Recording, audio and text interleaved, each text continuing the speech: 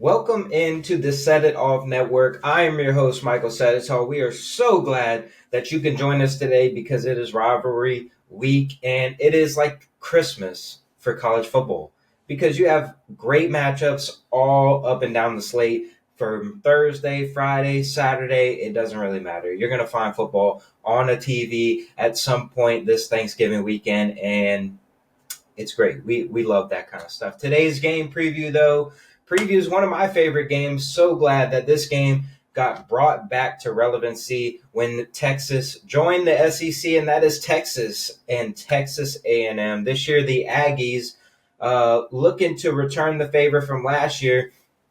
Texas stole A&M's SEC championship hopes from them last year, and Texas has the opportunity to do the same this year. But this year's game is going to be in Austin, Texas.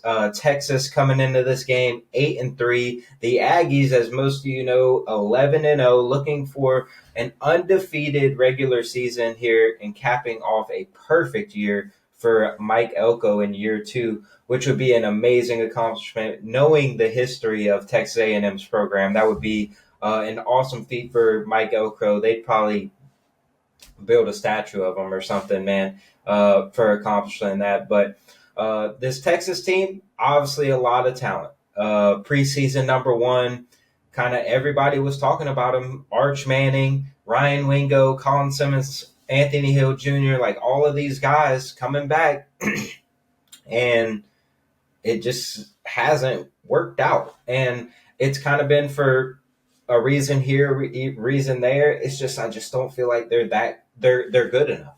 I don't think it's anything like scheme wise. I don't think it's any one person that's like playing extremely bad. Like a lot of people wanted to, trash on Arch earlier in the year, but Arch is playing pretty well right now. About as good as football as he's played in his entirety of his career. But they got thumped. They got thumped when they went to Athens a couple weeks ago, losing that game 35-10. Really put a damper on their playoff hopes. Now it'll be interesting to see what happens with the playoff rankings come this week. This video got recorded before the playoff rankings are released, but there's a scenario where if Texas can jump into that 14-13 range, and then you get a huge win against Texas A&M, like who knows if things go your way, there is definitely a possibility and a path for Texas to get into the playoffs still as an at-large. Obviously, they don't control their own destiny, which is a big thing.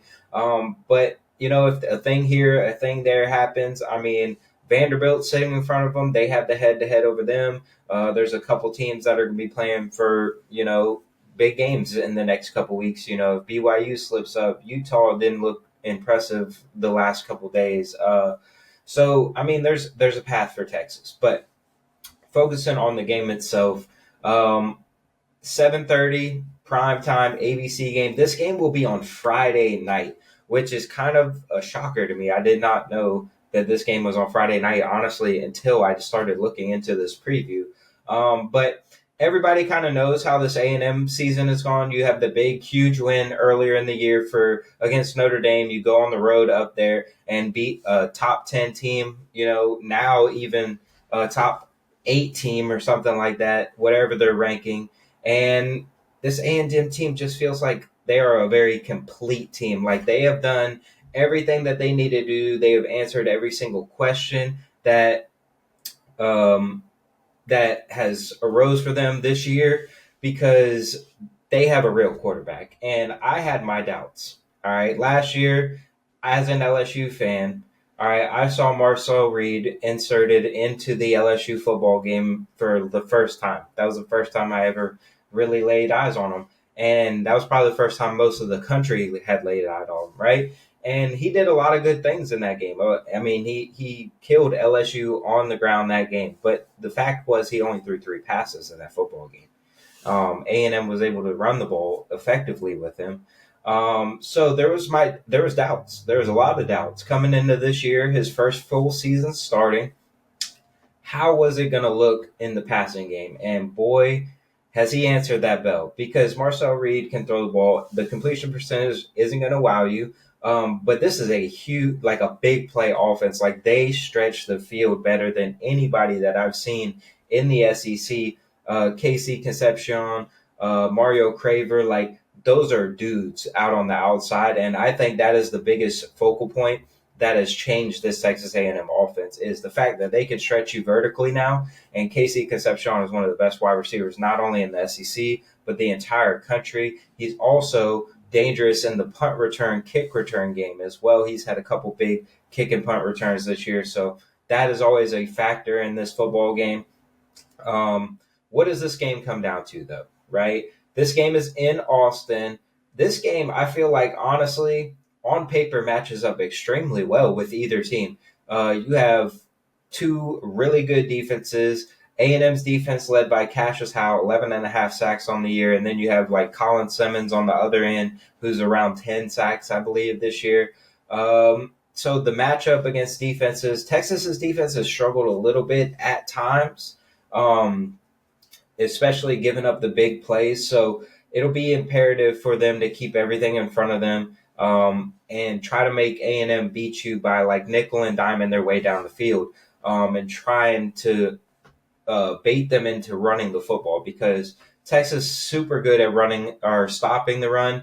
A&M really wants to establish like a physicality in the football game, so they're always going to be committed to running the football, even though on the highlights you see these 70-yard touchdown plays, but they commit to the run, and that is the identity that Mike Elko wants, is that physicality, line of scrimmage type of game.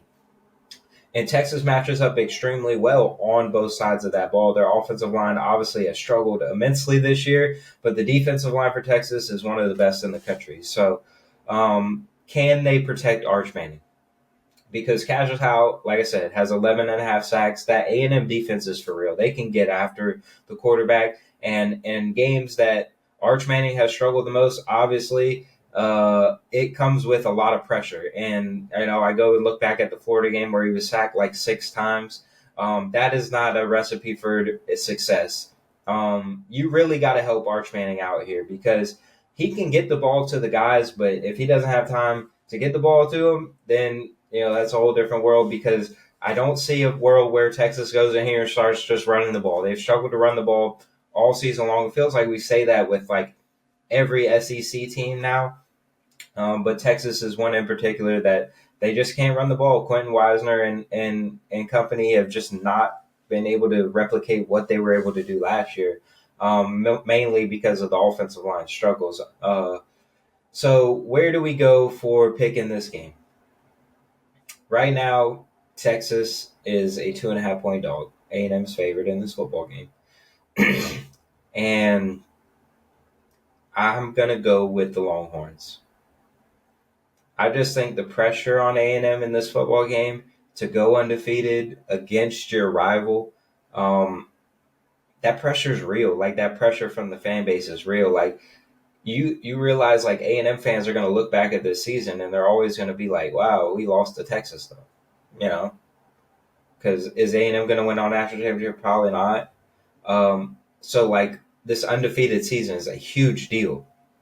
And I really think Texas is going to win this football game. I think Texas is playing the Georgia game. The score doesn't reflect how close that game was. Obviously, the offense struggled immensely on the road, but this is a home game.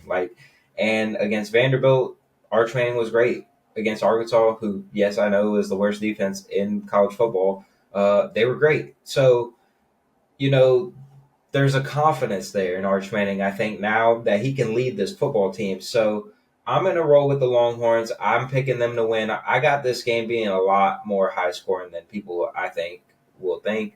I'm going to say 33-27. Texas gets the win. All right.